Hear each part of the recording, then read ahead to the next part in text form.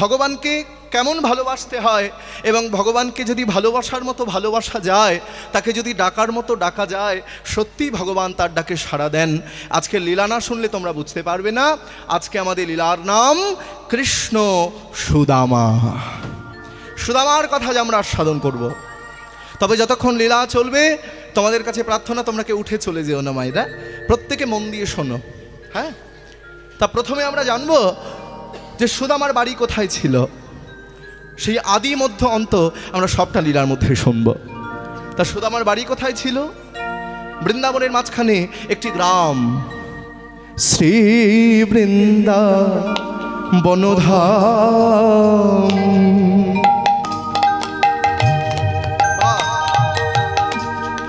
বিদর্ভ আদি গ্রাম, শ্রী বৃন্দাবনধাম,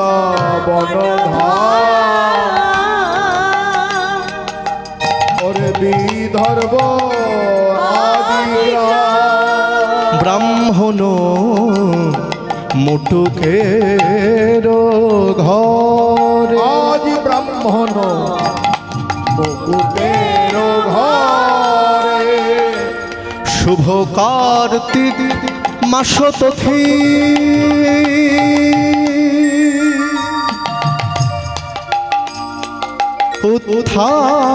উত্থান একাদশী তিথি। ওরে শুভ কার্তিক মাস তিথি, উত্থান একাদশী তিথি। জনমিল জন ও ও মিল,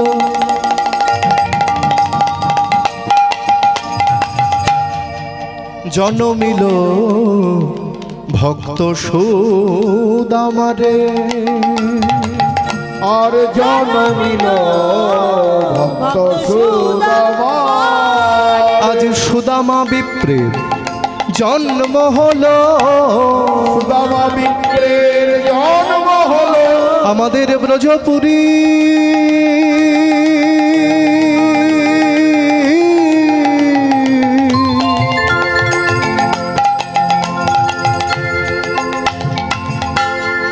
আহা, বলি ব্রজপুরী ধন্য,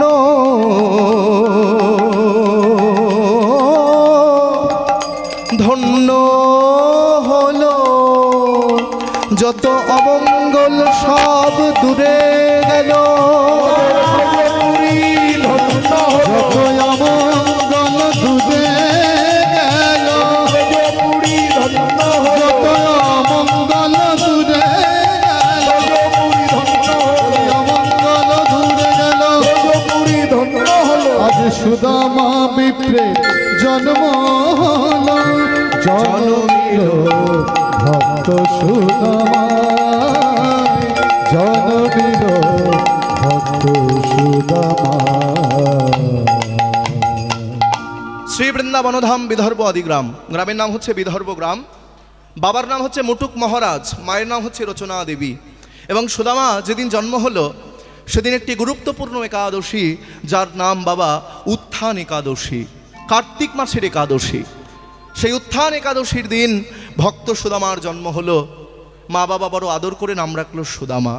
কিন্তু দেখতে দেখতে আজকে একটু সুদামা বড় হয়েছে এবং সে গ্রামে সবাইকে সঙ্গে করে খেলা করে। এবং সুদামার যিনি সব থেকে প্রিয় বন্ধু, তার নাম হচ্ছে কৃষ্ণ। তা মা রচনা দেবী সুদামাকে প্রতিদিন সুন্দর করে সাজিয়ে দেয়। সুদামা, এই সুদামা শোন বাবা, তুই যেমন আমার ছেলে ঠিক তেমনি কৃষ্ণও কিন্তু আমার ছেলের মতো। তুই যখন খেলতে যাবি কৃষ্ণের দিকে সবসময় খেয়াল রাখবি। মা, ও মা শোনো না, তুমি যেমন কৃষ্ণকে ভালোবাসো তোমার থেকে কিন্তু আমি বেশি ভালোবাসি, কারণ কৃষ্ণ আমার সব থেকে প্রিয় বন্ধু। তুমি চিন্তা করো না, আমি সবসময় কৃষ্ণের দিকে খেয়াল রাখবো। তাই আজকে সুদামা গোবিন্দের সঙ্গে খেলতে এসেছে।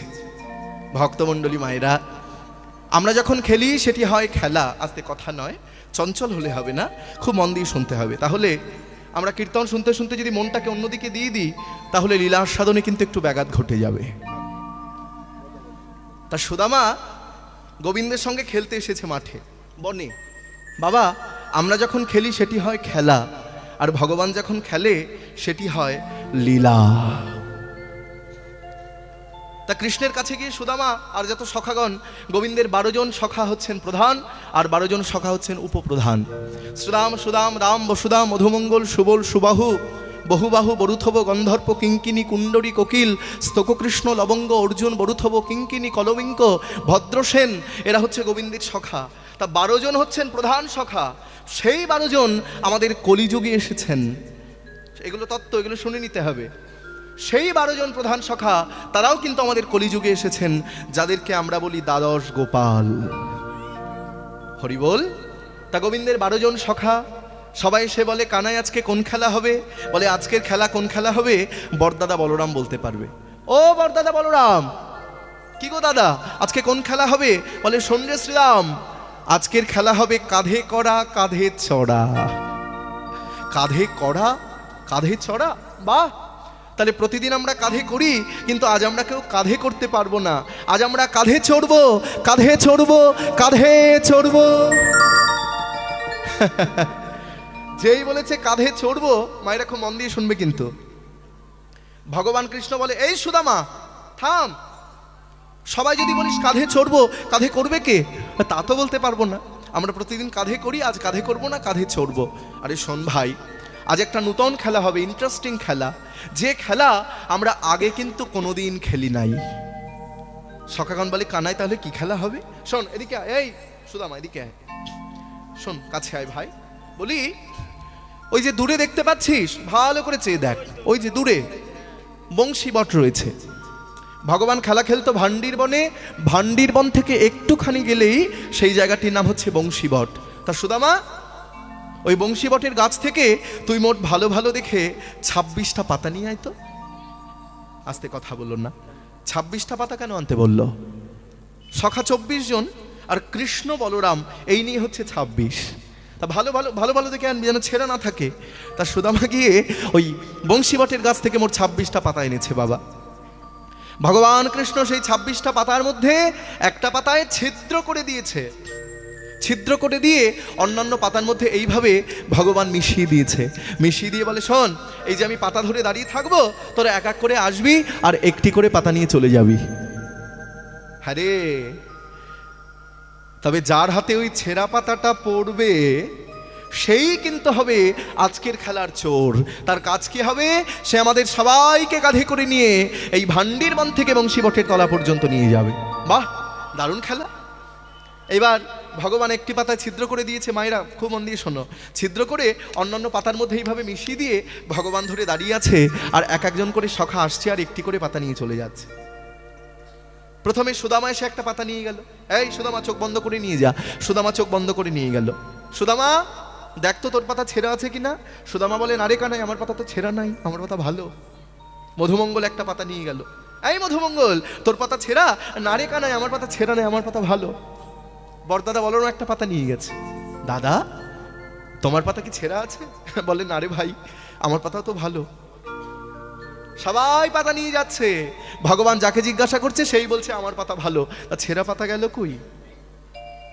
এই কানাই, আমরা এই 25 জন দাঁড়িয়ে আছি, আমার সবার পাতা তো ভালো, 25টা পাতা ভালো, ছেঁড়া পাতা কই? তোর হাতে এখনো একটা পাতা আছে ভাই, পাতাটা একবার তুলে দেখা দেখিনি। ভগবান কৃষ্ণ তার হাতে যে পাতাটি পড়েছিল বাবা, ভগবান সেই পাতাটা তুলে বলছেন, এ কি? ভগবান দেখছেন তার হাতে ওই ছেঁড়া পাতাটি পড়ে রয়েছে। ভগবানের হাতে আজকে ছেঁড়া পাতা পড়ে রয়েছে। আর ভগবানের হাতে ছেঁড়া পাতা দেখে সখাগণ চিৎকার করে বলছে, কানাই চোর, কানাই চোর, কানাই চোর। খবরদার, আমায় চোর বলিস না তোরা, আমি চোর। বৃন্দাবনের ঘর থেকে যখন নবনী চুরি করি, আমি কি একা খাই? আমি তো তোদেরকেও দিই, আর তোরা আমায় চোর বললি? চোর যখন আজ আমি হয়েছি, তোদের সবাইকে আমি কাঁধে করব। অনুভব করো মায়েরা, যিনি অনাদির আদি গোবিন্দ, যিনি ষড়ৈশ্বর্যপূর্ণ ভগবান কৃষ্ণ, সেই ভগবান আজকে বলছেন আমি সবাইকে কাঁধে করে বৃন্দাবন পরিক্রমা করব। সুদামা আয় ভাই, চোর যখন হয়েছি আমি প্রথমেই তোকে কাঁধে নেব। এই বলে ভগবান কৃষ্ণ সুদামাকে প্রথমেই কাঁধে তুলে নিয়েছে। এইবার কীর্তন শুধু শুনলে হবে না, কীর্তনের ভাবটাকেও দেখাতে হবে। কি করে কাঁধে নিয়েছে তোমাদের দেখিয়ে দিচ্ছি। ডান দিকে, দক্ষিণ দিকে, এই দেখো মায়েরা, এই অন্যটা ধরো সুদামা, ঠিক একটা সাইডে ডান দিকে একটি চরণ দিয়েছে এইভাবে সামনের দিকে, আরেকটি চরণ দিয়েছে এইভাবে পেছনের দিকে, ঠিক এইভাবে কাঁধে নিয়েছে। কাঁধে নিয়ে ভগবান কৃষ্ণ যাচ্ছে, সুদামারে লইয়া কাঁধে, আজ সুদামারে লইয়া কাঁধে, আজ সুদামারে লইয়া আজ কাঁধে, সুদামারে লইয়া কাঁধে, চলিতে লাগিলা আজ সুদামারে লইয়া কাঁধে, গোবিন্দ চলিতে লাগিলা। আবার পত্র আম্র বৃক্ষ তলে আসি দাঁড়াইলা, আর পত্র আম্র বৃক্ষ তলায় আসি দাঁড়াইলা।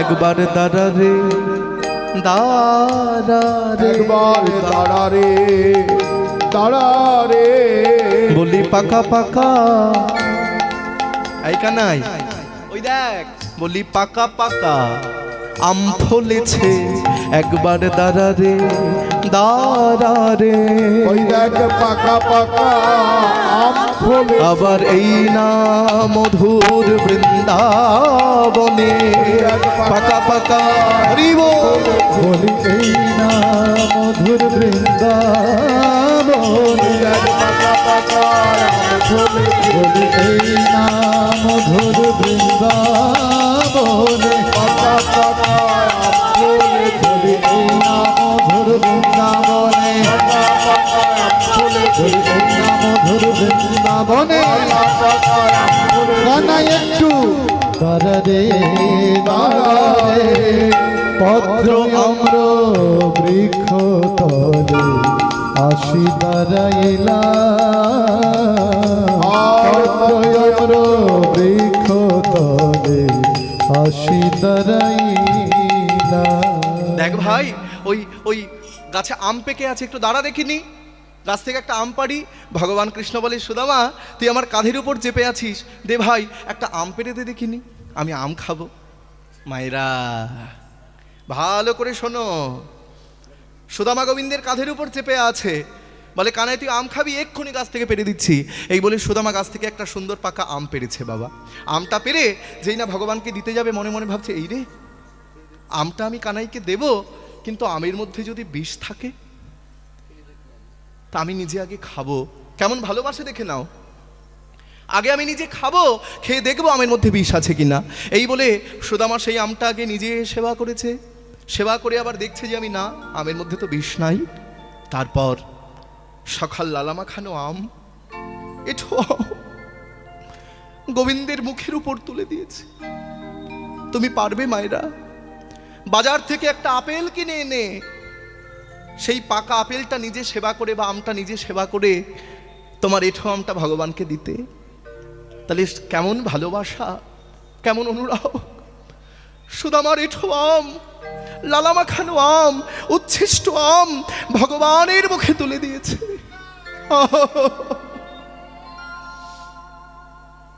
আজকে আমটা সেবা করে ভগবান কৃষ্ণ যাচ্ছে, কিন্তু সুদামা গোবিন্দের কাঁধের উপরে আর বসে থাকতে পারছে না। যখন বসে থাকতে পারছে না, সুদামা বলে কানা একটু ধীরে ধীরে চল, আমি তোর কাঁধের উপর আর বসে থাকতে পারছি না ভাই, একটু ধীরে ধীরে না গেলে আমি যে তোর কাঁধ থেকে পড়ে যাব। সুদামা, এই সুদামা, তুই আমার কাঁধের উপরে বসে আছিস, তুই আমাকে ধরে আছিস, তবু তোর পড়বার ভয়? শোন ভাই, এই জগতে যে আমাকে ধরে তার তবু পড়বার ভয় থাকে, কিন্তু আমি যাকে ধরি তাকে কোনোদিন পড়তে দিই না। সুদামা একবার ভালো করে চেয়ে দেখ ভাই, শুধু তুই আমাকে ধরে নেই, আমিও তোকে শক্ত করে ধরে রয়েছি। তাই সুদামা, তোর একটি চরণ কেন আমার বক্ষে দিয়েছিস? একটি চরণ কেন আমার সামনে দিয়েছিস? ওই পেছনের দিকে যে চরণটি ছিল মায়েরা, ভগবান কৃষ্ণ আমার ওই পেছন থেকে চরণটা সামনের দিকে ঘুরিয়ে নে। কি করে জানো? সুদামার যুগল যুগল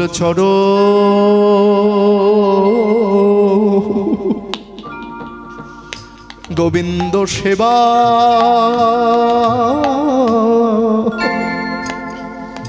সেবা করে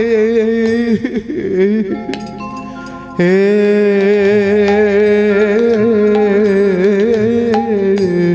সুদামার যুগল চরণ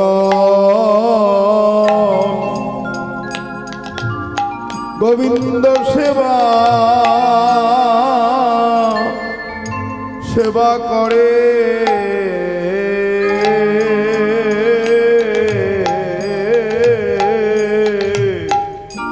সুদামার যুগল যুগল চরণ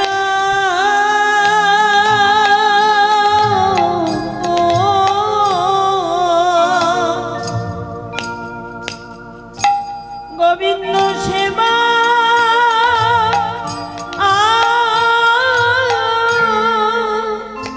সেবা করে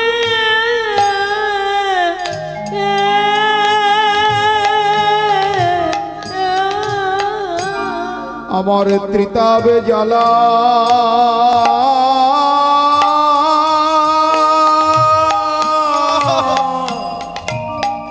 ত্রিতাবে জ্বালা জুড়াইয়ে গেল গোবিন্দ ভক্ত চরণ সেবা করে বলে ত্রিতা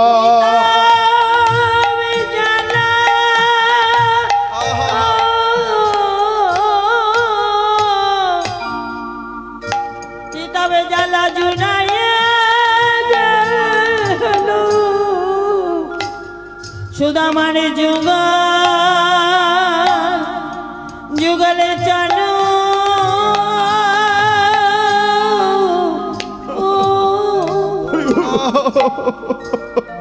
গোবিন্দ সেবা সেবা করে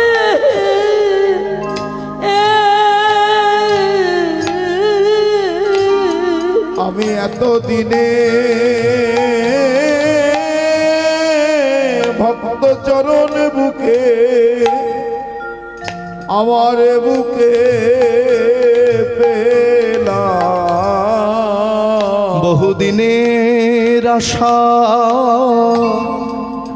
পুরাণ হলো সুদামার যুগল চরণ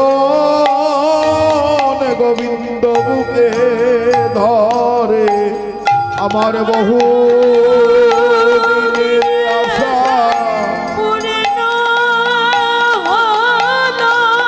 সুদামার যুগল চরণ বুকে ধরে আমার বহু দিনের আশা পূর্ণ হলো। কেননা ভক্ত আমার মাতা পিতা বলে আজ বলে নয় যুগে যুগে ভক্ত আমার মাতা পিতা আজ বলে নয় যুগে যুগে বলে আমি ভক্তের ভক্ত তাই গৌর হরিব বলে নয় যুগে যুগে আমি ভক্তের ভক্ত আমার আজীবনে নয় যুগে যুগে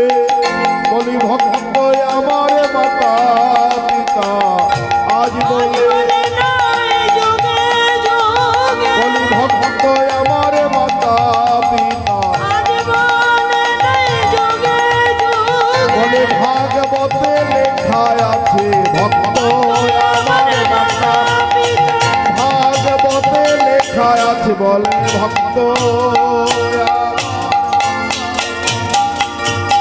আজ বলে নয় যুগে যুগে ভক্ত আমার মাতা পিতা আজ বলে নয় যুগে যুগে ভক্ত আমার মাতা ওরে আজ বলে নয় যুগে যুগে সুদামার যুগ আহা। চরণ গোবিন্দ বুকে ভগবান বলছেন আমা হতে আমার নাম বড়, নাম হতে আমার ভক্ত বড়। আস্তে মা আস্তে।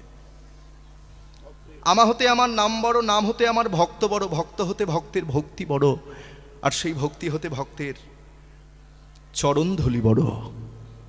ভক্ত আমার মাতা পিতা, ভক্ত আমার গুরু, ভক্ত রেখেছে নাম বাঞ্ছা কল্পতরু।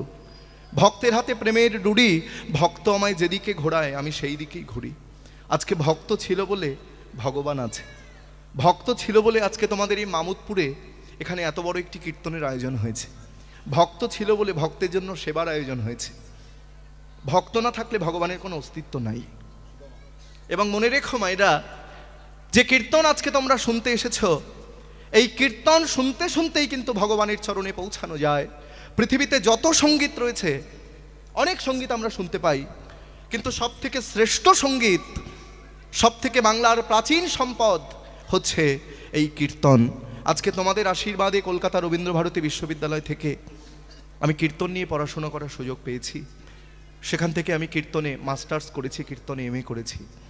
যে কীর্তন তোমরা আজকে শুনতে এসেছো এখানে, রবীন্দ্রনাথ ঠাকুরকে যখন বলা হলো যে আমাদের জাতীয় সঙ্গীত লেখার জন্য, আস্তে কথা বলো না, তখন রবীন্দ্রনাথ আমাদের জন্য যে জাতীয় সঙ্গীতটি লিখলেন আমরা সবাই গাই। স্কুলে গিয়ে প্রথমেই জাতীয় সঙ্গীতের মাধ্যমে আমরা স্কুলের পড়াশোনা শুরু করি। আমি পুরোটা গাইব না, শেষেরটুকু তোমাদের শুধু বলে দেব। শেষে আমরা কি গাই বাবা?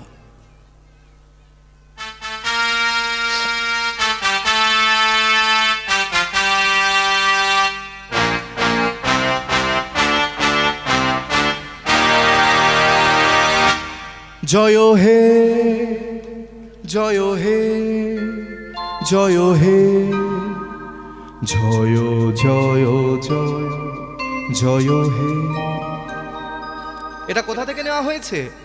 শুধু আমি কেন, যে কীর্তনিয়া কীর্তন করতে আসবে দেখবে সেই গাইবে হরি বল হরি বল হরি বল হরি হরি হরি হরি বল। রবীন্দ্রনাথ ঠাকুর বলেছিলেন সব থেকে শ্রেষ্ঠ সঙ্গীত হচ্ছে কীর্তন। সেই জন্য তিনি সাহিত্য, উপন্যাস, গীতাঞ্জলি, মহাকাব্য লিখেছেন, তার সঙ্গে তিনি কীর্তনও লিখে গিয়েছেন। সখী ভাবনা কাহারে বলে, সখী যাতনা কাহারে বলে, তোমরা যে বলো দিবস রজনী, ভালোবাসা ভালোবাসা সখী ভালোবাসা কারে কয়, সে কি কেবলি যাতনাময়, সে কি কেবলি চোখের জল, সে কি কেবলি দুঃখের শ্বাস, লোকে তবে করে কি সুখের তরে এমনও দুঃখের আশ। দুঃখ না পেলে কখনো ভগবানকে লাভ করা যাবে না, চোখের জল না ফেললে কখনো ভগবানকে লাভ করা যাবে না। 3 ঘন্টা কীর্তন শুনলাম, সেবা করে বাড়ি চলে গেলাম, হবে না। চোখের জলে ভগবানকে ডাকতে হবে। আমার চোখে তো সকলই শোভন, সকলই নবীন, সকলই বিমল, সুনীল আকাশ, শ্যামল কানন, বিষাদ জোছনা, কুসুম কোমল, সকলই আমারই মতো। তারা কেবলি হাসে, কেবলি গায়, হাসিয়া খেলিয়া মরিতে চায়, না জানে রোদন, না জানে বেদন, না জানে সাধের যাতনা যতন। ভাবনা কাহারে বলে, সখী যাতনা কাহারে বলে, তোমরা যে বলো দিবস রজনী, ভালোবাসা ভালোবাসা সখী ভালোবাসা কারে কয় সে কি কেবলই যাতনাময়। তা সুদামা ভগবানকে এত ভালোবাসে কেন বাবা? আস্তে কথা বলুন না। সুদামা ভগবানকে এত ভালোবাসে কেন? এই সুদামা পূর্বজন্মে ছিল রাজা ভরত, কৌশল্যার ছেলে রাম আর কৈকেয়ীর ছেলে ভরত। শুনে না, ছোট্ট করে বলে দিচ্ছি। যখন রামচন্দ্রের রাজ্যাভিষেক হবে, তোমরা জানো যে রাজা দশরথের 3 জন স্ত্রী, খুব ভালো মতন আমরা তাকে চিনি। কি কি নাম? কৌশল্যা, কৈকেয়ী আর সুমিত্রা। তা আমরা সবাই জানি যে মা কৈকেয়ী খুব খারাপ মানুষ ছিলেন। মা কৈকেয়ী এত খারাপ মানুষ ছিলেন যে মা কৈকেয়ীর জন্য রামচন্দ্র 14 বছর বনবাসে গিয়েছেন। আর যারা এই কথাটা ভাবো তারা কিন্তু ভুল ভাবো মায়েরা। মা কৈকেয়ী খারাপ মানুষ ছিলেন না। তিনি দশরথকে দুবার প্রাণে বাঁচিয়েছিলেন। একবার একটি অসুরের সঙ্গে যুদ্ধ করে রাজা দশরথের সমস্ত দেহ ক্ষতবিক্ষত হয়ে গেল। কবিরাজ বলল 5 মিনিট অন্তর ওষুধ দিতে হবে, না হলে দশরথ প্রাণে বাঁচবে না। কে পারবে এই কঠিন কাজ করতে? মা কৈকেয়ী বলেছিলেন আমি পারবো। তিনি 5 মিনিট অন্তর ওষুধ দিয়ে দশরথকে প্রাণে সুস্থ করে তুললেন। তখন দশরথ বললেন, কৈকেয়ী তুমি আমার কাছে কিছু চাও, তুমি আমাকে সুস্থ করে তুললে, আমি তোমায় কিছু দিতে চাই। স্বামী, আমার কর্তব্য আপনাকে সেবা করা, তার বিনিময়ে আপনার কাছে আমার কিচ্ছু চাওয়ার নাই। যদি আমার কোনোদিন কিছু দরকার হয় আমি আপনার কাছ থেকে চেয়ে নেব। আর একবার প্রাণে বাঁচিয়েছিল বাবা। এই আঙুলের মধ্যে একটা ফোড়া হয়েছিল দশরথের, কিছুতেই সেই ফোড়াটা কিন্তু ফাটছিল না। কবিরাজ বললেন কোনো ওষুধে কিন্তু ফোড়াটা ফাটবে না। ফাটবে কি করে? কেউ যদি, কোনো রমণী যদি ওই ফোড়াটাকে মুখের মধ্যে নিয়ে গরম লালা লাগাতে পারে তাহলে হয়তো ফোড়াটা ফেটে যেতে পারে। কিন্তু সাবধান, ফোড়াটার নাম বিষ ফোড়া। যে মুখের মধ্যে নেবে তার মুখের মধ্যে যদি ফোড়াটা ফেটে যায় সে কিন্তু প্রাণেও মারা যেতে পারে। কৈকেয়ী বলেছিলেন আমি মরি মরি, তাতে আমার কোনো দুঃখ নাই, কিন্তু আমার কর্তব্য আমার স্বামীকে আমার সেবা করা, সুস্থ করে তোলা। কৈকেয়ী কি করলেন? ওই ফোড়াটা মুখের মধ্যে নিলেন আর গরম লালা লাগার সঙ্গে সঙ্গে ফোড়াটা ফেটে গেল। আরও একবার প্রাণে বাঁচালো। দশরথ বলল, কৈকেয়ী আরও একবার তুমি আমাকে প্রাণে বাঁচালে, বলো বলো তোমার কি চাই? তুমি যা চাইবে আমি তোমায় তাই দেব। স্বামী, আমার কিচ্ছু চাওয়ার নাই, না চাইতে আপনি আমাকে অনেক কিছু দিয়েছেন। যদি আমার কোনোদিন কিছু দরকার হয় আমি আপনার কাছ থেকে চেয়ে নেব। এই কথাটা আড়াল থেকে শুনেছিল কে মায়েরা? মন্থরা। যখন রামচন্দ্রের রাজ্যাভিষেক হবে, রাম যখন রাজা হবে, অযোধ্যায় কি আনন্দ, সবাই আনন্দ করছে। কৈকেয়ী আনন্দ করছে। মন্থরা এসে বলে, কৈকেয়ী তোমার আনন্দ কেন? বলে, রাম তো আমারও ছেলে, আমি রামের সৎমা হতে পারি, কিন্তু রাম তো আমাকেও ভালোবাসে। কৈকেয়ী তুমি ভুলে যেও না, তুমি কিন্তু রামের সৎমা। কালকে যখন রাম রাজা হবে তোমাকে ঘাড় ধাক্কা দিয়ে রাজবাড়ি থেকে বের করে দেবে। হ্যাঁ, এটা তো আমি ভেবে দেখিনি। এখনো সময় আছে, এখনো সময় আছে, আমি বলে দিচ্ছি। তুমি চেয়ে নাও, তোমার 2টি বর পাওনা বাকি আছে। কি করে চাইবো? সবাই আনন্দ করছে, তুমি কাঁদতে শুরু করো। সবাই আনন্দ করছে মা, আর মা কৈকেয়ী ঘরের দরজা বন্ধ করে ঘর অন্ধকার করে চিৎকার করে কাঁদছে। দশরথ এসে বলে, কৈকেয়ী আজ আনন্দের দিনে, কালকে আমার রাম রাজা হবে সকালবেলা, আর তুমি আনন্দের দিনে তোমার চোখে জল, তুমি কাঁদছো, কি হয়েছে? স্বামী, আপনার কাছে আমি কোনোদিন কিছু চাইনি, আজকে যদি আপনার কাছে আমি কিছু চাই আপনি আমাকে দেবেন? বলো বলো কৈকেয়ী, সোনা দানা টাকা পয়সা মণি মুক্তা হীরা কি চাই বলো? স্বামী, আপনার কাছে আমার সোনা দানা টাকা পয়সা মণি মুক্তা হীরা চাই না, 2টো জিনিস চাইবো, বেশি নয়। কি চাই? আমার প্রথম বর রামচন্দ্র 14 বছরের জন্য বনবাসে যাবে, আর দ্বিতীয়বার আমার ছেলে ভরত রাজা হবে। কৈকেয়ী তুমি কেমন মা? কৈকেয়ী তুমি কেমন মা? তুমি মা হয়ে এমন কথা বলতে পারলে? স্বামী, এছাড়া আপনার কাছে আমার কিছু চাওয়ার নয়। আপনি আমায় কথা দিয়েছিলেন আমি যা চাইবো আপনি আমাকে তাই দেবেন। বেশ, রাম আমার বড় ছেলে, তার কাছে না শুনে আমি তোমায় বলতে পারবো না। রামচন্দ্রকে ডেকে আনানো হলো। রামচন্দ্র এসে বলছেন, পিতা রাম, তুমি আমার বড় ছেলে, আমি চাই কালকে সকালবেলা তুমি আমার সোনার সিংহাসনে বসো, কিন্তু তোমার এই সৎ মা চায় কালকে তুমি সকালবেলা 14 বছরের জন্য বনবাসে চলে যাও। আমি যদি ঘরে কথা না রাখতে পারি তাহলে বাইরে কি করে কথা রাখবো? এই অযোধ্যার রাজা আমি। রামচন্দ্র বলেছিলেন, পিতৃ আদেশ আমি যদি পালন না করতে পারি তাহলে আমি কোনো পুত্র নই। এই বলে রামচন্দ্র নিজের রাজত্ব ছেড়ে শুধুমাত্র পিতৃ আদেশ পালনের জন্য 14 বছরের জন্য বনবাসে চলে গেল। মায়েরা কথা বলো না, আস্তে শুনে নাও। ভরত কিন্তু বাড়িতে ছিল না, ভরত ছিল মামার বাড়ি। সেই সুযোগটা কাজে লাগালো মন্থরা। যখন ভরত মামার বাড়িতে রয়েছে আর রাম রাম বলতে বলতে যখন দশরথ প্রাণে মারা গেল, রামচন্দ্র বনবাসে চলে গেল, দশরথ মারা গেল, ভরতকে মামার বাড়ি থেকে বাড়িতে আনানো হলো। বাড়িতে এসে দেখছেন ভরত যে সোনার অযোধ্যাপুরী শ্মশানে পরিণত হয়ে গিয়েছে। কারোর মুখে কোনো কথা নাই, সবাই চিৎকার করে কাঁদছে। হ্যাঁ গো তোমরা কাঁদছো কেন? কি হয়েছে? তোমরা আমায় খুলে বলো, তোমরা কাঁদছো কেন? রাম, ভরত, আজকে অযোধ্যার এই অবস্থার জন্য দায়ী হচ্ছে একমাত্র তোমার মা। ও মায়েরা, মা কিন্তু শুধু হলেই হবে না। তোমাদের প্রথমেই বলেছিলাম যে শুধু প্রসব করলেই হয় না মাতা, যদি না বোঝে সন্তানের ব্যথা। ভরত মায়ের কাছে গিয়ে বলে, মা তুমি হতে পারো আমার মা, আমি তোমাকে কোনোদিন অসম্মান করতে পারবো না, কারণ তুমি আমার জন্মদাত্রী মা, তুমি আমাকে জন্ম দিয়েছ। তবে একটি কথা, বাবা মা যদি কোনো অন্যায় করে, বাবা মা যদি কোনো পাপ করে, সেই পাপের প্রায়শ্চিত্ত কিন্তু তার সন্তানকে করতে হয়। কি গো মায়েরা, তুমি করেছ অন্যায় আর সেই পাপের প্রায়শ্চিত্ত আমি করব। তবে একটি কথা মা, আমি তোমার ছেলে ভরত, আমি আজকে সবার সামনে দাঁড়িয়ে চিৎকার করে বলছি, আমি তোমাকে ক্ষমা করে দিলেও এই ভারতবর্ষের ইতিহাস তোমায় কোনোদিন ক্ষমা করবে না, কোনোদিন ক্ষমা করবে না, কোনোদিন ক্ষমা করবে না। আমি যাচ্ছি বনে আমার দাদাকে ফিরিয়ে আনতে। এই বলে ভরত চলে গেল বনে রামচন্দ্রকে ফিরিয়ে আনতে। বনের মধ্যে গিয়ে বলে, দাদা তুমি একটিবার ফিরে চলো। বাবা, রামচন্দ্র বলে, ওরে ভরত তুই কেমন ভাই রে, দাদা যদি সম্পত্তি ছেড়ে চলে যায় ভাইয়ের মনে খুব আনন্দ হয়। কি গো বাবা, হয় কিনা বলো?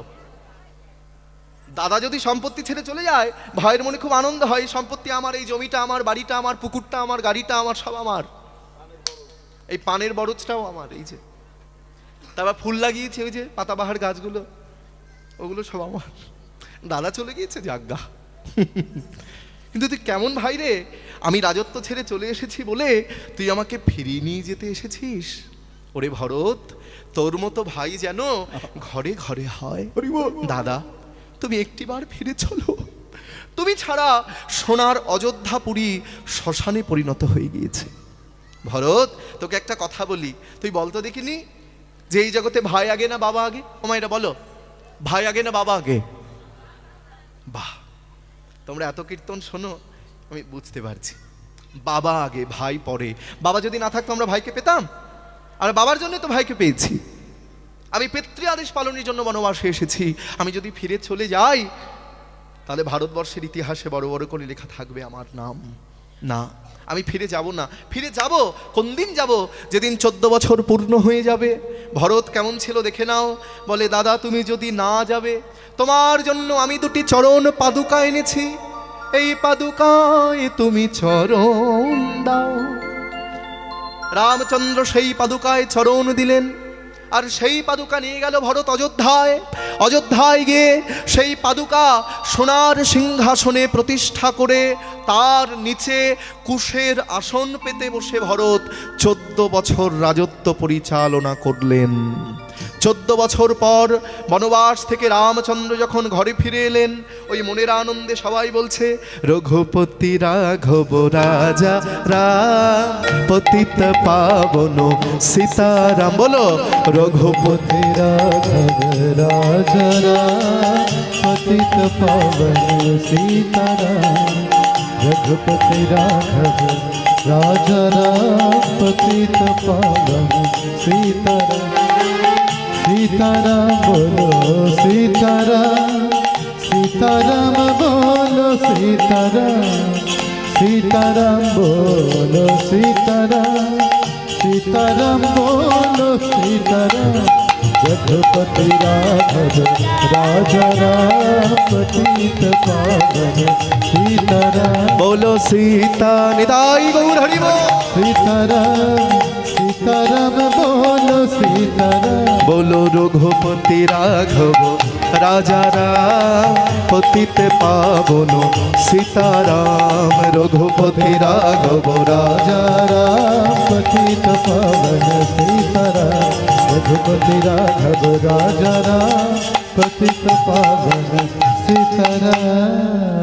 ভগবান রামচন্দ্র ঘরে ফিরে এসে মনের আনন্দে সবাইকে সবকিছু দান করছে। কাউকে সোনার হার, কাউকে হীরের আংটি দান করছে। করতে করতে ভরতের কাছে এসে বলে, এই ভরত, ভরত ভাই আমার, কি নিবি বল? সোনার হার নিবি না হীরের আংটি নিবি? দাদা, তোমার কাছে আমি সোনার হার চাই না, হীরের আংটি চাই না, তাহলে কি চাই? কি চাইলো বাবা? এইবার বলে দিচ্ছি। ভরত বলে, দাদা যেদিন তোমাকে বনে ফিরিয়ে আনতে গেলাম, কতবার বললাম দাদা ফিরে চলো, তুমি ফিরে এলে না। তুমি বললে এই জগতে বাবা আগে ভাই পরে। তা সেদিন আমি যেহেতু তোমার ভাই ছিলাম, তোমার কথা আমাকে রাখতেই হবে। ভাই কিন্তু দাদার কথা কখনো অমান্য করে না। কিন্তু সেদিন আমি যদি তোমার বন্ধু হতাম, সেদিন আমি যদি তোমার প্রিয় বন্ধু হতাম, সেদিন কিন্তু তোমার কোনো কথা আমি শুনতাম না। কারণ বন্ধুত্বের মধ্যে কিন্তু সখা শুদ্ধ সখ্যে করে স্কন্দে আরোহণ, তুমি কোন বড় লোক, তুমি আমি সম। সেদিন তোমাকে টানতে টানতে আমি ঘরে নিয়ে আসতাম। তাই দাদা, তোমার কাছে কি চাই জানো? আগত দাপর যুগে যদি তোমাতে আমাতে কোনোদিন দেখা হয়, সেদিন আর তোমায় ভাই হতে চাই না, আমায় বন্ধু করে জনম দিও, বন্ধু করে জনম দিও, আমায় বন্ধু করে জনম দিও। নিতাই গৌর হরি বল। করে জনম দিও।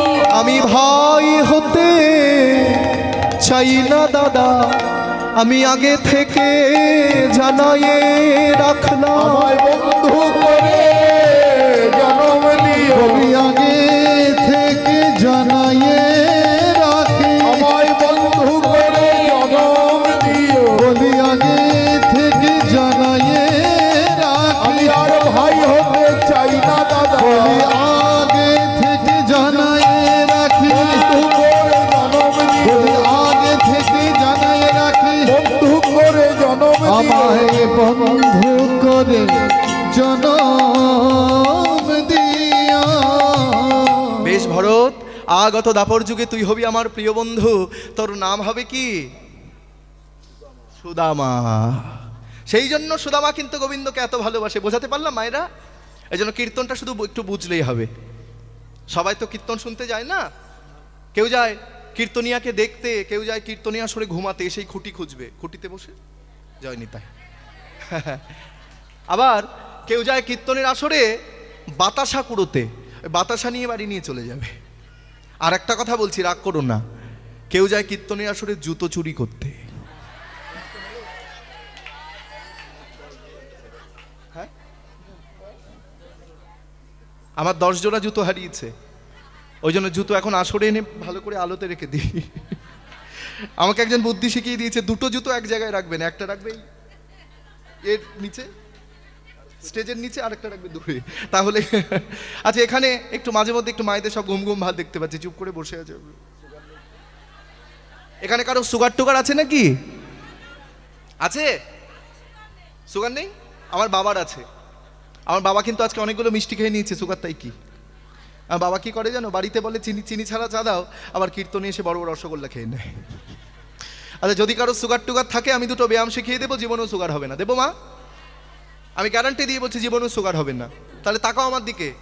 প্রথম ব্যায়াম, তোমার সামনে যখন রসগোল্লা আসবে, তোমার সামনে যখন সন্দেশ আসবে, তোমার সামনে যখন আলুর দম আসবে, ভাত আসবে, তখন তুমি এই ব্যায়াম করবে, এই যে।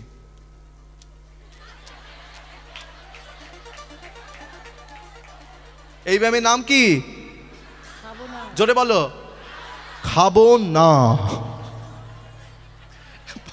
পরের ব্যায়াম কি? তোমার সামনে যখন চিনি ছাড়া চা আসবে, সুগার ফ্রি বিস্কুট আসবে, রুটি আসবে, রুটি রুটি রুটি রুটি, তখন এই ব্যায়াম করবা, এই যে। এই ব্যায়ামের নাম হচ্ছে খাবো। যদি উল্টো ব্যায়াম করেছো, জয় নিতাই। আচ্ছা, দেখি একটু আনন্দ করি, একটু হাত তোলো দেখি সবাই, সবাই। বাহ, খুব ভালো, সবাই হাত তোলো তো। বাহ। জয় রাধা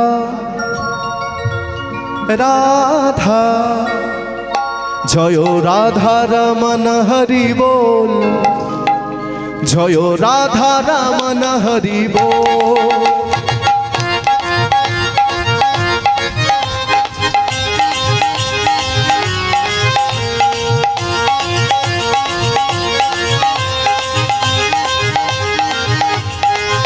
আস্তে, যে মায়েরা এক মনে বসে কীর্তন শুনছে তারা আমার মাসিমা, কাকিমা, ঠাকুমা, দিদিমা, পিসিমা, জেঠিমা, বড় মা। আর যে মায়েরা কথা বলছে কীর্তন শুনছে না তারা কিন্তু সব সিনেমা।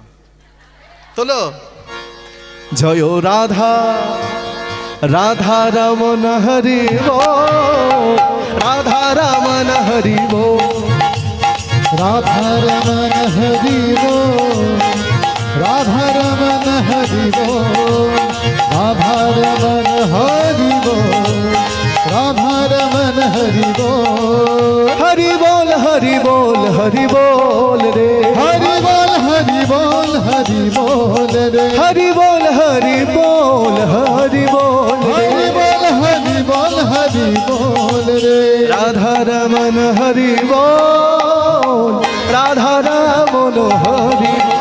जय राधा रमन हरि बोल, राधा रमन हरि बोल। किसी ने पूछा तेरा बच्चा बड़ा कितना है, किसी ने पूछा तेरा वे प्यार कितना है, किसी ने पूछा तेरा बच्चा बड़ा कितना है, किसी ने पूछा तेरा व्यापार कितना है।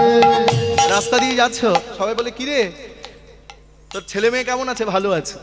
সবাই জিজ্ঞাসা করে তোর ব্যবসা বাণিজ্য টাকা পয়সা? হ্যাঁ। लेकिन किसी ने कभी भी नहीं पूछा, किंतु केउ कोनो दिन जिज्ञासा करे ना तेरा ईश्वर की प्रेम, तेरा भगवान की प्रेम कितना है।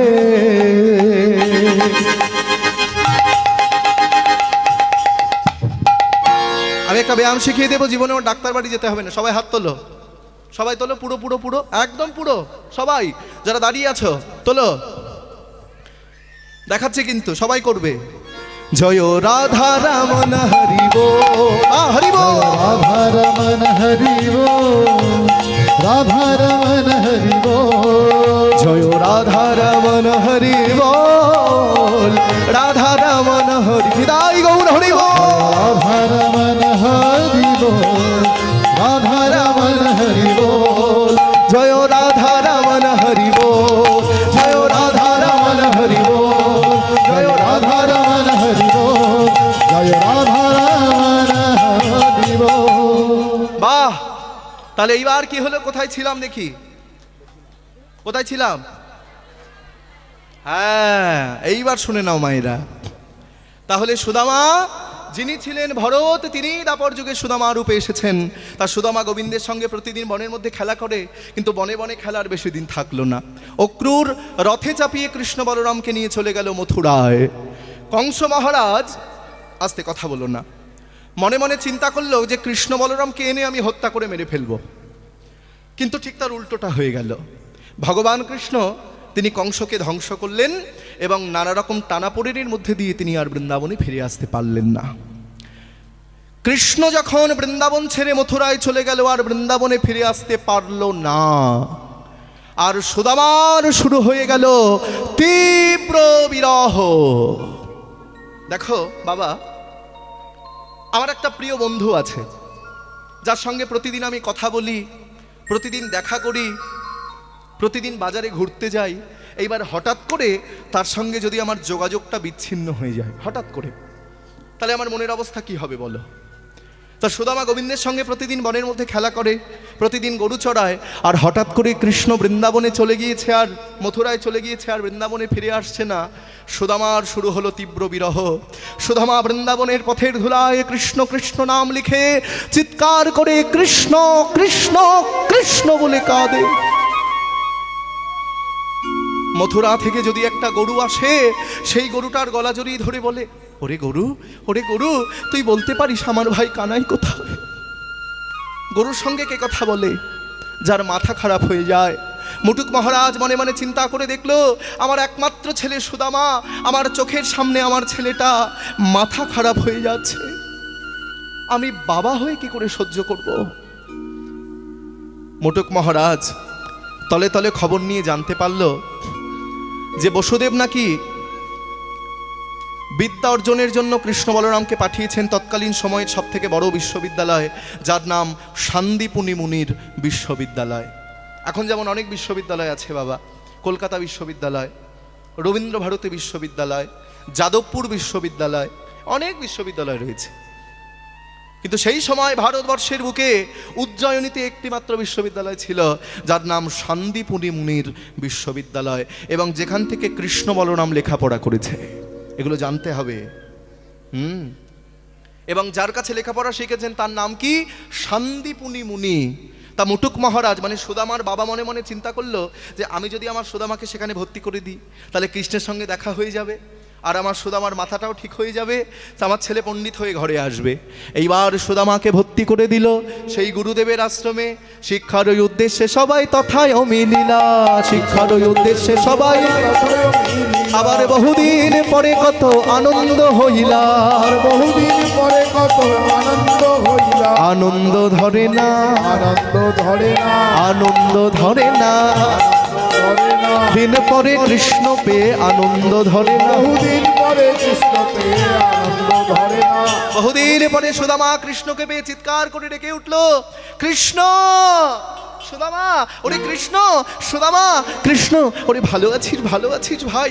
আয় ভাই আমার বুকে আয়। এই বলে সুদামা কৃষ্ণকে জড়িয়ে ধরেছে, কৃষ্ণ সুদামাকে জড়িয়ে ধরেছে।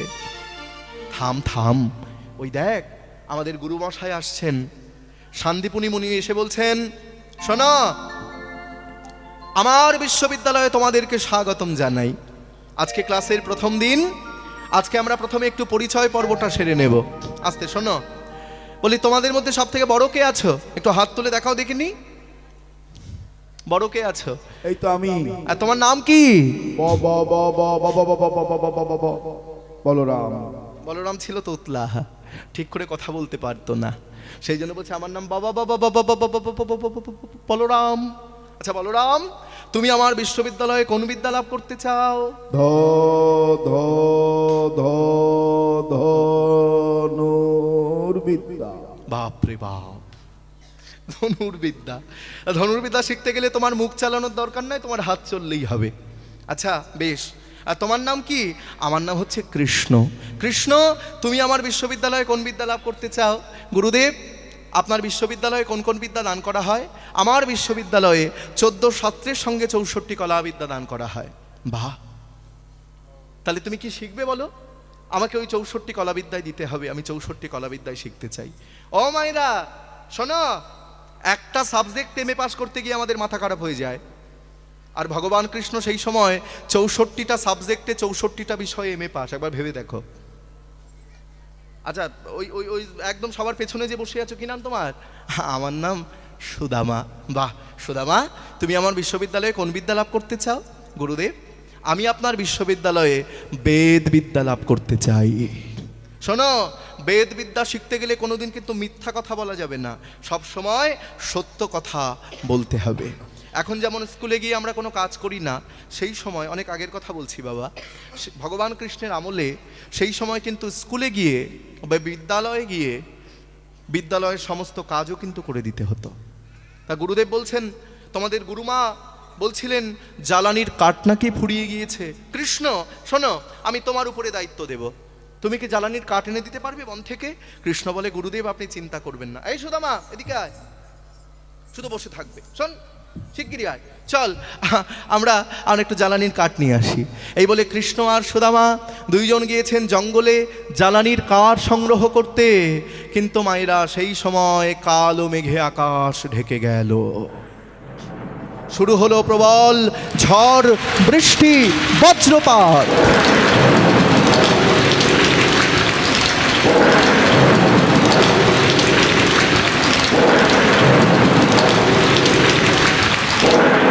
এমন ঝড় বৃষ্টি শুরু হলো, কৃষ্ণ সুদামাকে দেখতে পাচ্ছে না, সুদামা কৃষ্ণকে দেখতে পাচ্ছে না।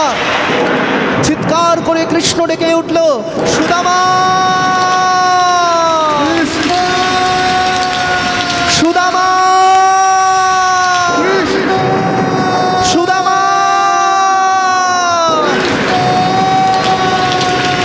গাছের ডাল ভেঙে পড়ছে, সুদামা কৃষ্ণকে উপর করে শুয়ে দিয়ে তার উপরে শুয়ে পড়লো, আর গাছ থেকে একটা বড় ডাল ভেঙে সুদামার পিঠের উপর পড়লো। ওরে কানাই, আমার ক্ষতি হয় হোক, আমি তোর কোনো ক্ষতি হতে দেব না ভাই। ভক্তমণ্ডলী, ভক্তিমতী মায়েরা, তোমাদের কাছে একটা প্রশ্ন জাগতে পারে যে যিনি ভগবান কৃষ্ণ, তিনি তো ইচ্ছা করলে এই গাছের ডালটাকে আটকে দিতে পারতো, শুধু আমার ব্যথা লাগলো, কষ্ট হলো, তা কৃষ্ণ করলো না কেন? বলে ভাই, কৃষ্ণ শুধু গাছের ডাল কেন, কৃষ্ণ ইচ্ছা করলে ওই গোটা ঝড় বৃষ্টিটাকে আটকে দিতে পারতো, কিন্তু করলো না কেন জানো? সুদামার কাছে কৃষ্ণ কিন্তু ভগবান নয় বাবা, সুদামার কাছে কৃষ্ণ হচ্ছে বন্ধু। এখানে যদি গাছের ডালকে আটকে দেয়, তাহলে সেই বন্ধুত্বের জায়গাটা কিন্তু আর থাকবে না। সারা রাত্রি সুদামা কৃষ্ণকে আগলে ধরে রাখলো, ঝড় বৃষ্টি থেমে গেল। গুরুদেব জঙ্গলের মধ্যে প্রবেশ করে বলছেন, এ কি কৃষ্ণ, সুদামা, তোমাদের কোনো ক্ষতি হয়নি তো? তোমাদেরকে বনে পাঠিয়ে আমি সারা রাত্রি ঘুমাতে পারিনি। কৃষ্ণ বলে, গুরুদেব, সুদামা আমাকে সারা রাত্রি বুকে করে আগলে রেখেছি, সুদামা আমার কোনো ক্ষতি হতে দেয়নি গুরুদেব। কৃষ্ণ, সুদামা তোমায় কত ভালোবাসে তুমি বুঝতে পারলে তো? তা সুদামা তোমাকে যে উপকার করলো, তুমিও যদি একদিন পারো, যদি তোমার সম্ভব হয়, তুমিও কিন্তু একদিনও সুদামাকে উপকার করে দিও। হরি বল। এবার গুরুদেবের আশ্রমে সবার শিক্ষা সম্পন্ন হলো। এখন যেমন এমএ পাস করলে একটা সার্টিফিকেট দেওয়া হয়, তখনকার দিনে পাগড়ি পরিয়ে দেওয়া হতো। বলরামের মাথায় পরিয়ে দেওয়া হলো ধনুর্বিদ্যার পাগড়ি, সুদামার মাথায় পরিয়ে দেওয়া হলো বেদ বিদ্যার পাগড়ি। আর যে কিনা ফার্স্ট ক্লাস ফার্স্ট হয়েছে, যেমন আমি হয়েছিলাম রবীন্দ্র ভারতী থেকে, কীর্তনে এমএ করে তোমাদের আশীর্বাদে রবীন্দ্র ভারতী বিশ্ববিদ্যালয় থেকে আমি কীর্তন সাবজেক্টেই ফার্স্ট ক্লাস ফার্স্ট হয়েছি। রাজ্যপাল আমাকে পুরস্কৃত করেছে। এটা আমার অহংকার নয়, এটা তোমাদের মতো ভক্তদের আশীর্বাদ। হরি বল। এবং আমার কীর্তন শিক্ষাগুরু হচ্ছেন আমার বাবা শ্রী শচীনন্দন সরকার। আমাদের 3 পুরুষ কীর্তন, আমার দাদু কীর্তন করতেন রাধারমন দাস, তারপরে আমার বাবা, তারপরে আমি। আজকে তোমাদের আশীর্বাদে শুধু বাংলা নয়, শুধু ভারতবর্ষ নয়, আমি ভারতবর্ষের বাইরে আউট অফ ইন্ডিয়াতেও কীর্তন করতে গিয়েছি।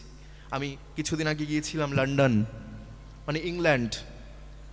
কলকাতা থেকে 14 ঘন্টা প্লেনে করে গিয়েছিলাম বাবা, যেখানে কেউ বাংলায় কথা বলতে পারে না, যাদের প্রধান ভাষা হচ্ছে ইংরেজি, মানে যারা ইংরেজ, সেই ইংরেজের মাটিতে গিয়েছিলাম। ইংল্যান্ডের বিভিন্ন শহরে আমার কীর্তন ছিল, বার্মিংহাম, ম্যানচেস্টার, পোর্টসমাউথ, এমনকি স্কটল্যান্ড, যেখানে প্রচুর ঠান্ডা, বরফ পড়ে, স্নোফল হয়, সেই স্কটল্যান্ডের মাটিতে গিয়ে আমি কীর্তন গেয়ে এসেছি।